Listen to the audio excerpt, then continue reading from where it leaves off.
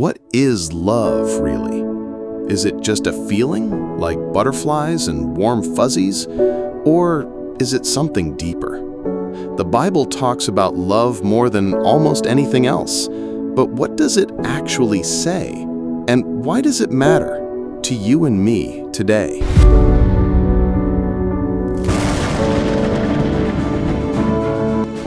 In a quiet village surrounded by hills, a boy named David sat under a fig tree, his favorite spot to think. At 13, David had already heard the word love more times than he could count, in church, in songs, on the lips of family and friends.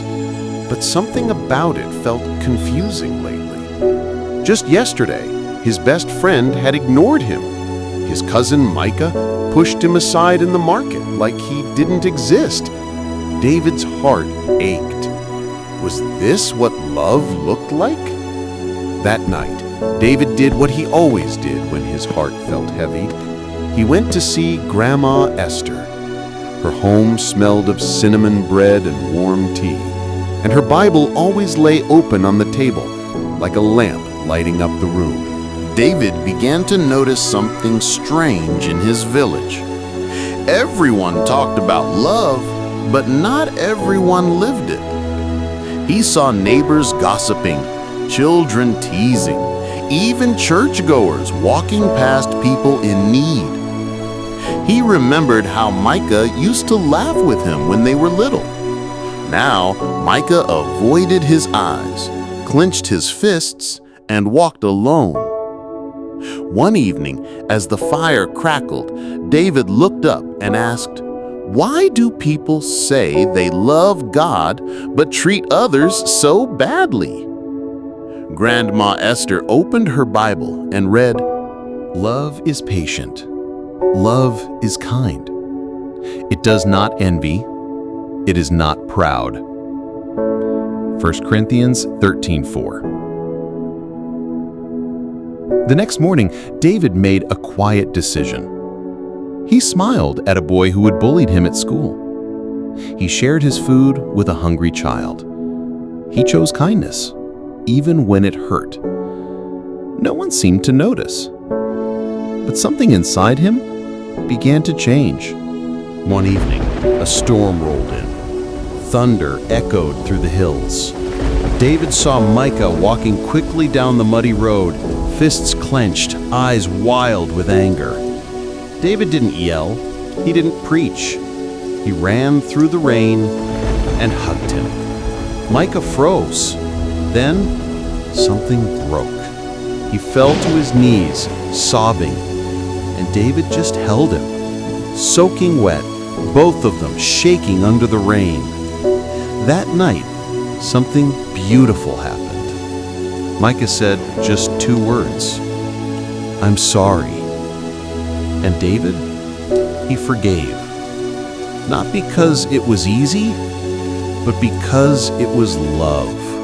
The next day, the sun rose gently over the hills.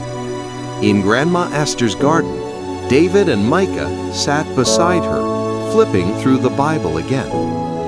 David still didn't have all the answers, but now he understood. Love wasn't just about being loved. It was about choosing to love, even when no one claps, even when no one sees. The Bible says, "Let all that you do be done in love." 1 Corinthians 16:14. And David, he chose to live those words, one act of kindness at a time. Far away in time, but not in spirit, a quiet teenager named Elijah sits alone scrolling his phone in the classroom. He felt invisible. Messages on his phone whispered lies. No one cares about you. Then a girl named Grace noticed Elijah and smiled warmly, sat beside him. She didn't say much, she smiled. She handed him a pen. And just like that, kindness broke through the silence. That evening, Elijah opened a dusty Bible on his shelf. He read, We love because He first loved us. 1 John 4:19. Love wasn't gone, it was waiting to be chosen again. At the center of it all, love begins with God.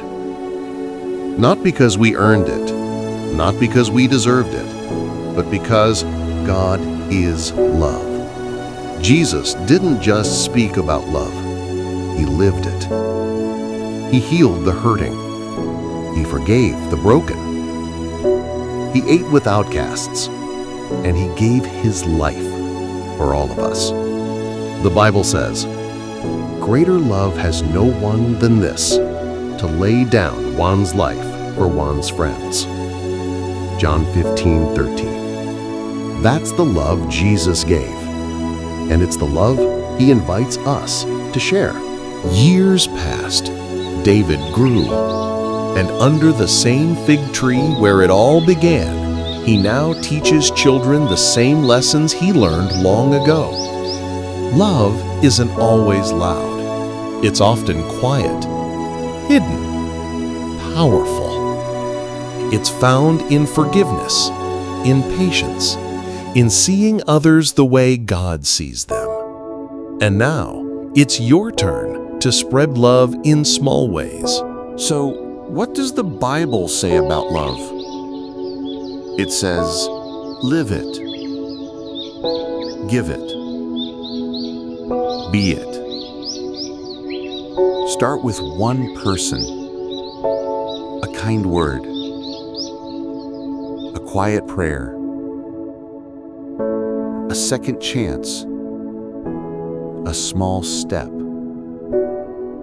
Because when we love like Jesus did, we change the world one heart at a time.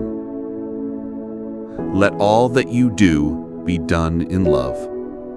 1 Corinthians 16:14. If this story touched your heart, share it. Someone you know may need to know what the Bible says about love. Subscribe to our channel, Divine Bible Adventures, for more stories. God bless you.